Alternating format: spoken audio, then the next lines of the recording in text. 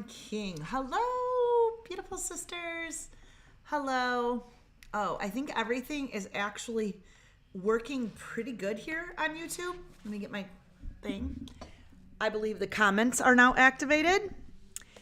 Found out when they redid my channel, they put that it was kid friendly, which it is kid friendly, but I did not understand that when it's kid friendly, they disable comments right away because comments could not be kid friendly.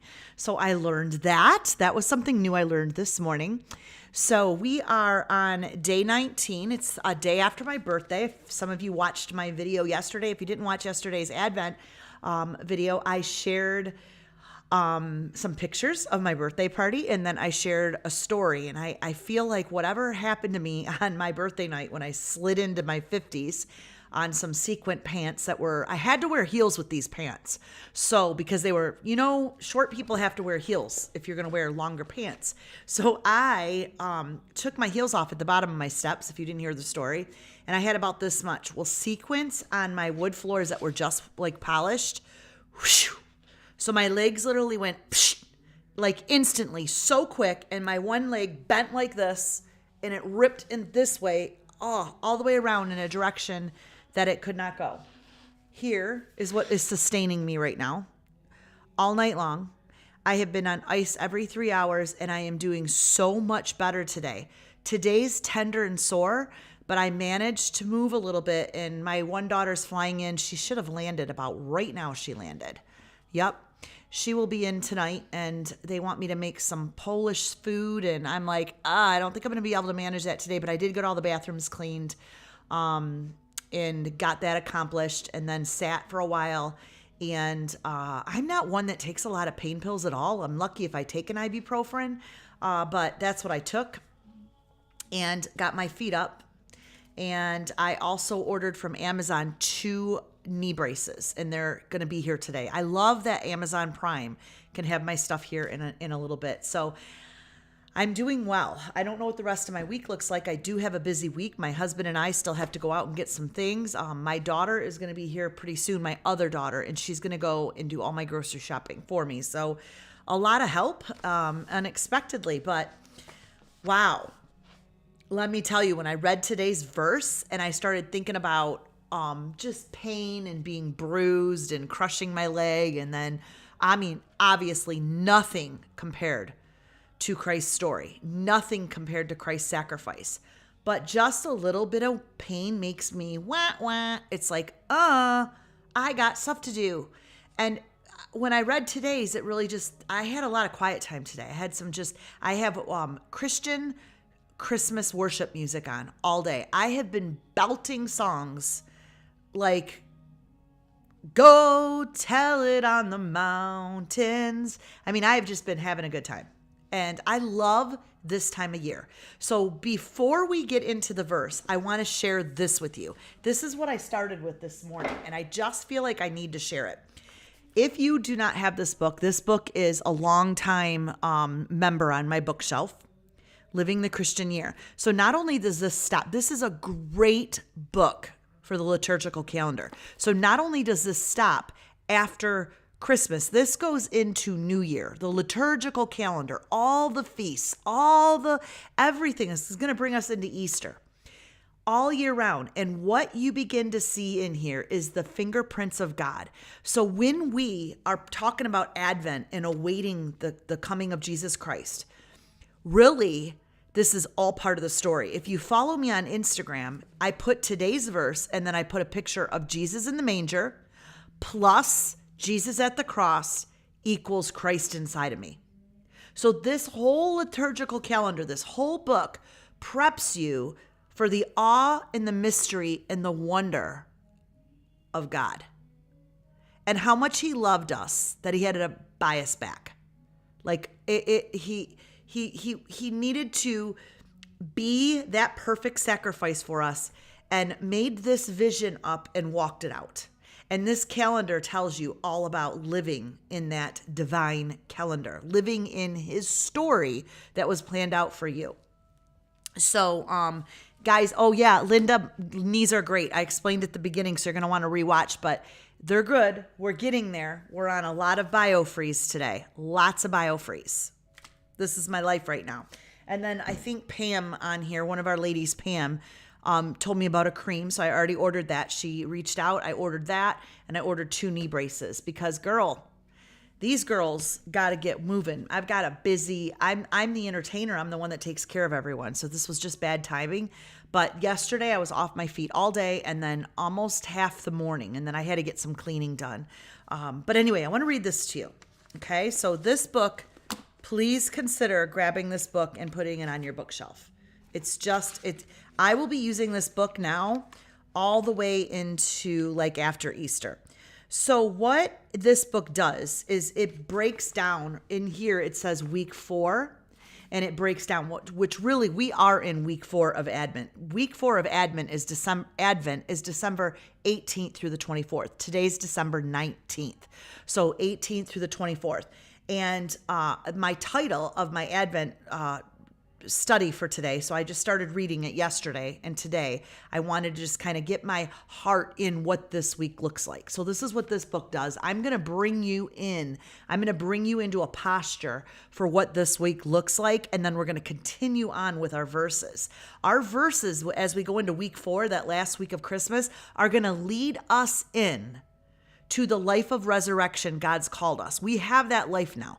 We've seen the whole story. We're just waiting on Jesus to come back. We're waiting on the Messiah to come back. But in between, I want you to see, this is so important, that the last week of December, we're going to be prepping for the new me in 2023. We're going to be prepping because God has something for you. He went to the cross to exchange and sacrifice and take upon all of our sins, the chastisement of our sins and our weight and our burdens were upon him so we could have peace today. But peace also means living the life that he's created, living the purpose and living the destiny. So many times we go to church on Sunday and we go to church for Easter and we go to church for Christmas, but it's so much deeper than that. And blessed is she who believes to that depth, because you're really missing out. I mean, you really got to take some time. So let me just read this real quick. I'm going to read it slow. You may have to rewatch this later and take some notes because I don't think I'm going to be able to get the notes up. I'm working on so much today that has to be done before dinner tonight. And then I'm also working on a few workshops that I got to get prepared for the New Year's. So I'll read slow, but this is just a couple things that I'm going to be pulling out all this week because I want you to be able to see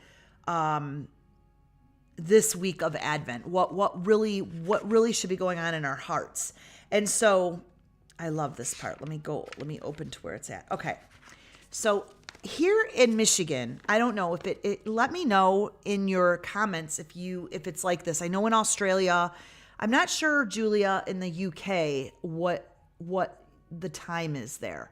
But when it gets dark here, yeah, thank you, Julia, for putting that up. Thank you very, very much. Excellent book. Excellent book. This book just stays by my nightstand. I really like to get into the Christian theology, the liturgical year and the theology behind a lot of things that we celebrate. Anyway, something really important here, like in Michigan, it gets dark here around 4:30. Like if you can see behind me, it's gloomy and dark outside. There's no leaves on the tree, no life outside. It's gloomy and it's dark. It's ugh. And so I love lighting candles all in my house. I love the glow of Christmas lights at this time of year. It warms my heart. My Christmas lights are already on in the house today because it's so dark. And it just reminds me of the hope and the light that I have in Christ on the days where I feel down, on the days where I feel, weak. I'm reminded of it, what Christ did for me so I can have peace in my year, in my season, wherever I'm at. And we're all in our own season. So here it says in this book, it says, and during the darkening December, we lit candles in hope, mindful of the brokenness around us. Now the waiting is over. The light of the world dawns. If Advent is a season of waiting, Christmas is a season of wonder. I love this. If Advent is a season of waiting, Christmas is a season of wonder. But in this we face impediments. The first is overfamiliarity. We're seeing the little cliche for the 100th time. We sing all the old carols from memory and note. We can practically recite the Christmas story from Luke, and December sermons sound wearily just familiar, right? We just know the story. The second obstacle is closely related, sentimentally. The greeting cards, right? Putting out the manger, putting up our Christmas tree. Like I said, the music, all the shows that are on TV that come over and over are all mingled on inside this holiday mess. I want to call it a mess a little bit because it's crazy. We either like to make Christmas cookies, which I'm like, oh my gosh, I got to get Christmas cookies in. My sister's hosting Christmas Eve this year. I'm not, because I hosted so many parties, and I'm hosting our family New Year's. Our family is huge at get-togethers. So even at New Year's, I have both sides of the family here, and everybody sleeps here. This house will be so packed on New Year's. Christmas, my whole entire family goes to my sister's house. And if you see it at my birthday party, all my friends, and I barely even put up half my pictures, my whole family was there. We mingle. And I'm not kidding you. My sister came over. I don't think we all went to bed until 3 or 4. We just talk and whatever. We just have a blast. We just love hanging out. My family's really tight that way. We may not all get along. We may all have our differences, but we learn to love through it. We hold each other accountable to that. My sister and I, I don't want to say stronger Christians, we've just learned a lot in our life. Love our mom and dad. We've learned a lot through our struggles. We've learned to really lean in to the message. So Jesus came as the message, right? But if you don't really lean into him, you are just going to be familiar with church, familiar with the hymn, familiar with the traditions of the holiday, familiar. There's going to be a familiarity to going to church at midnight. There's just this, oh, this is what we do at Christmas. It's so much more than that. We take our Christmas with lots of sugar and we take it in a day. Even the phrase, the true meaning of Christmas, has become a cliche. We are in danger of skating over the glistening surface of the season and forgetting the depth of its truth and meaning. And I had to share this before today's verse because today's verse is powerful. It's one that you need to just sit back and go, wow. It is why Jesus came. And when you think of all the lights and you think of the hope in your broken world, whatever you're going through this Christmas, some are struggling. I woke up this morning and I keep thinking of Twitch's family and those beautiful kids that are entering into the week of Christmas, the week of joy, the week of happiness, the week of gift giving, the week of Christmas lights, the week of all of this. And that mama is mourning the loss of her husband that just walks to a hotel and takes his life for nobody can understand it. There are going to be stories in your life that you will not understand. Maybe you've never passed that. Maybe you've been so blessed to never pass that. I laid in bed thinking of my friends that have cancer and that are sick, putting ports in, going to chemo.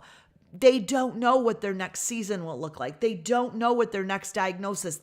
They want that healing and they're believing in it. But what happens? I think of the people that are just grieving the loss of something. And yet we're walking into the most powerful holiday with Christmas songs and everything. And as I was sitting, not sitting, but kind of slowly moving around my house today because of my knees, but that one song, Go Tell It on the Mountain. Like, what do you want to go tell on the mountain? Go tell it on the mountain. What do you want? That's what we do here every single day, 365 days a year, is we stay accountable to getting on our mountain because Christ came for our story. He came for our brokenness. He came to give us hope and give us light in every single situation. He will light it up. He will make sense of what does not make sense. And that's really hard because it goes on to say here, Christmas invites us to inhabit the beginning of Christ's story more vividly. Stepping into the scenes as narrated by Matthew, Mark, all these verses that we're reading from the prophet Isaiah, we're stepping into the scene. We are anxiously this week pacing the birthing floor with Joseph. I heard another Christmas song that was, there's no room in the inn, there's room in my home. There's room in my home for you. There's room in my home for you, which made me I was just praying about a couple things, which I'm going to show you in your verse today, how you can nail a few things to your tree. And I was praying about something this morning. Even I reached out to my sister and I asked for prayer on it.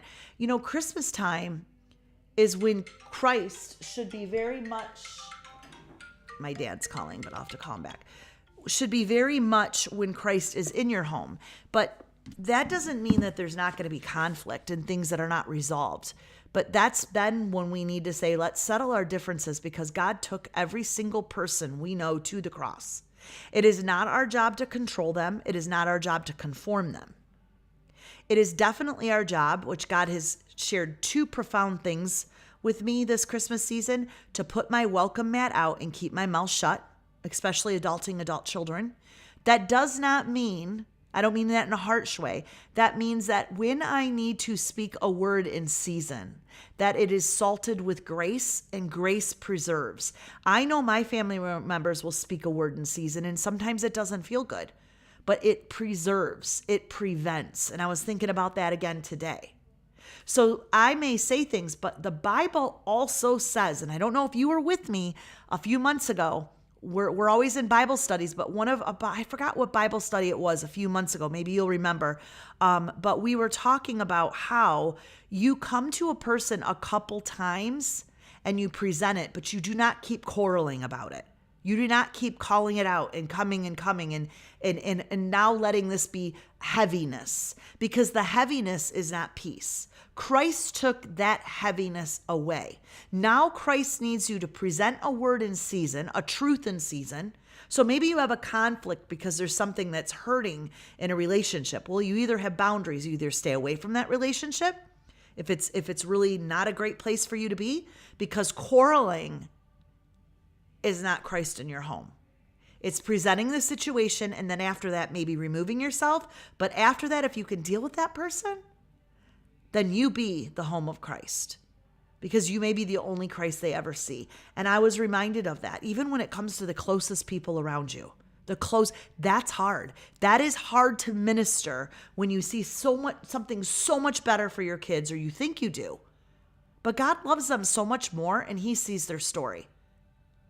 And so as an adult mom, I have to learn to back off a little. That's hard for me, but I'm learning. And so as I was reading today, it says, you know what? We wince as the baby is circumcised, and not as he's given a name destined to excel all names. So here, just the story from Jesus's birth to his circumcision to everything, as if he was a regular little baby, he's going to trudge through. And the Christmas season also bids us to explore the story's theological mysteries more deeply. Jesus Christ coming in the manger, and then you read today's verse, which we're going to do in a second in our book. This is what I mean by deeper. We're going to go deeper.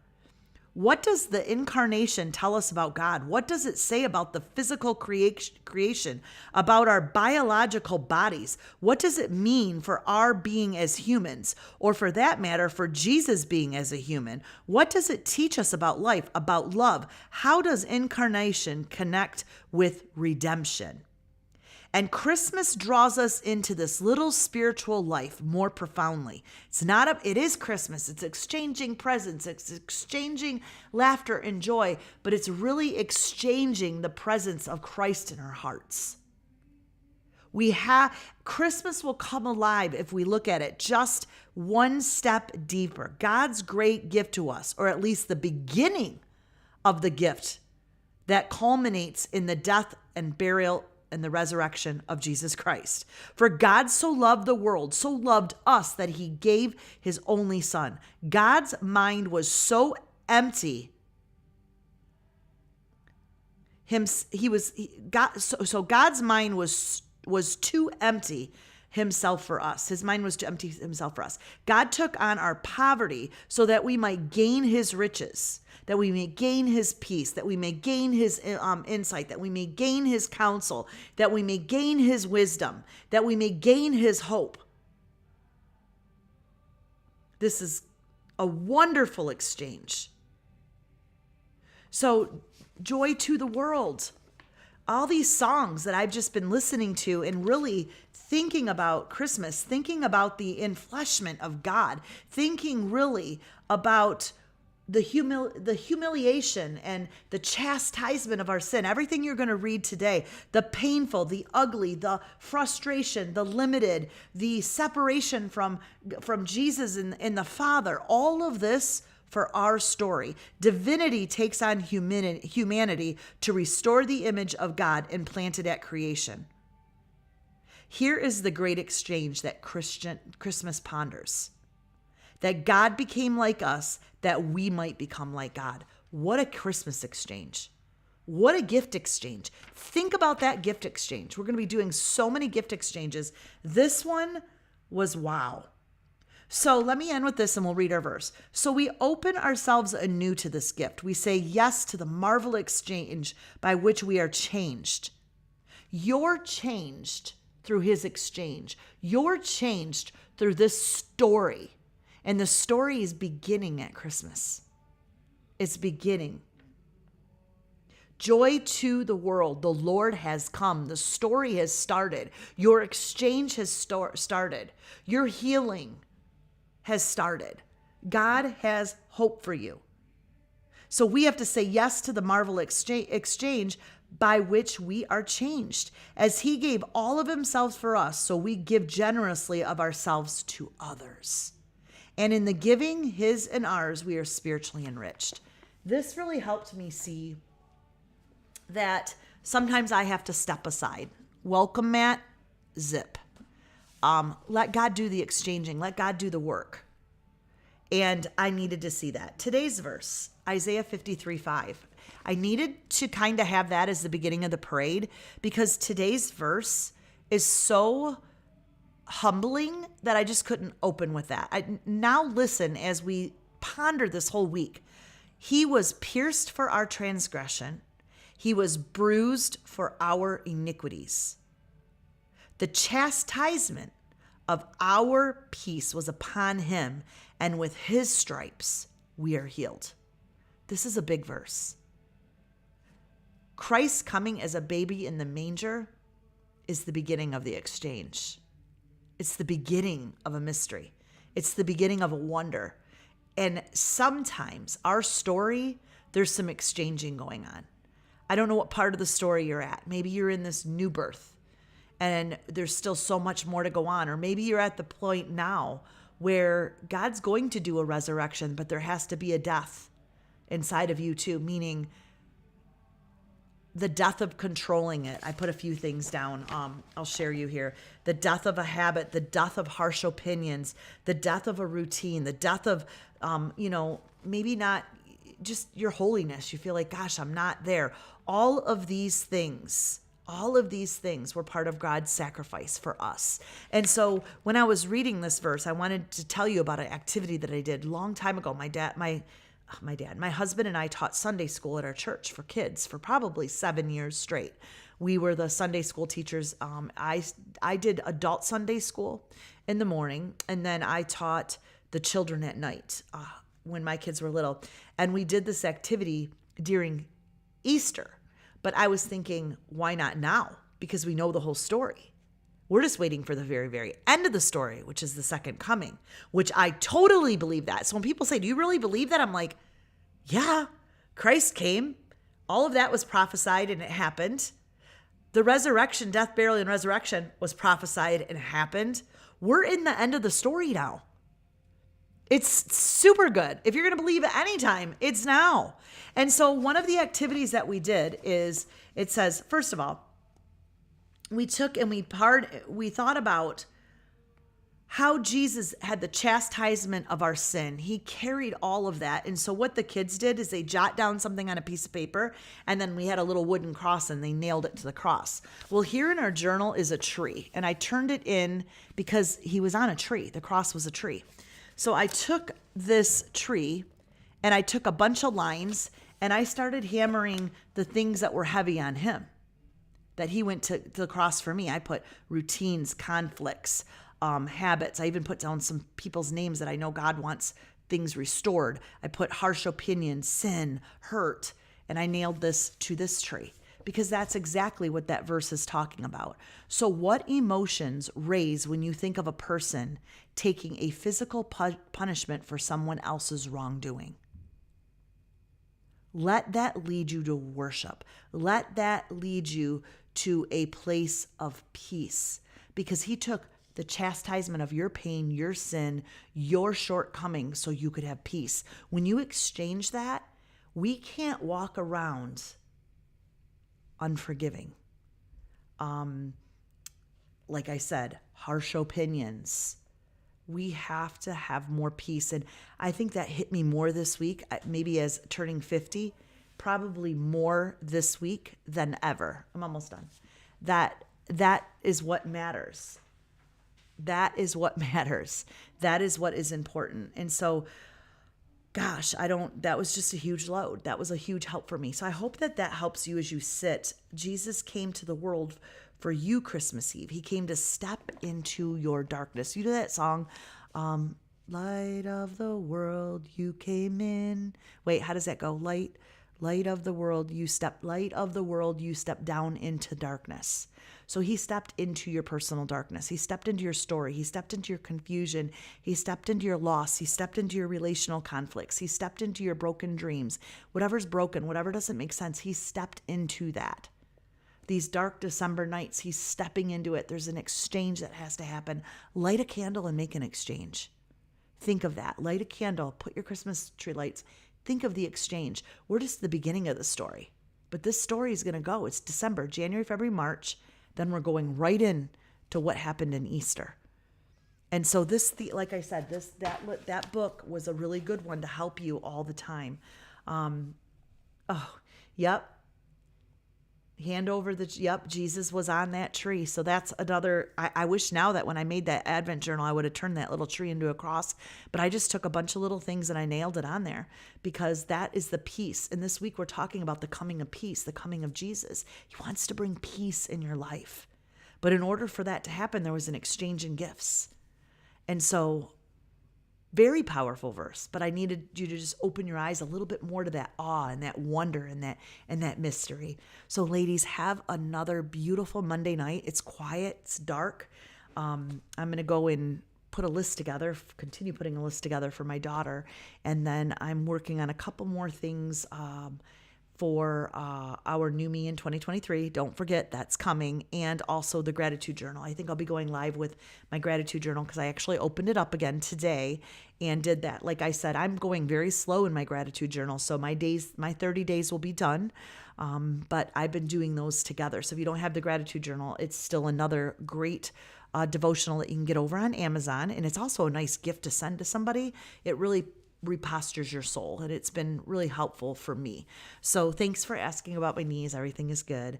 And I will see everyone tomorrow. Okay. Have a blessed day. Bye-bye, sisters.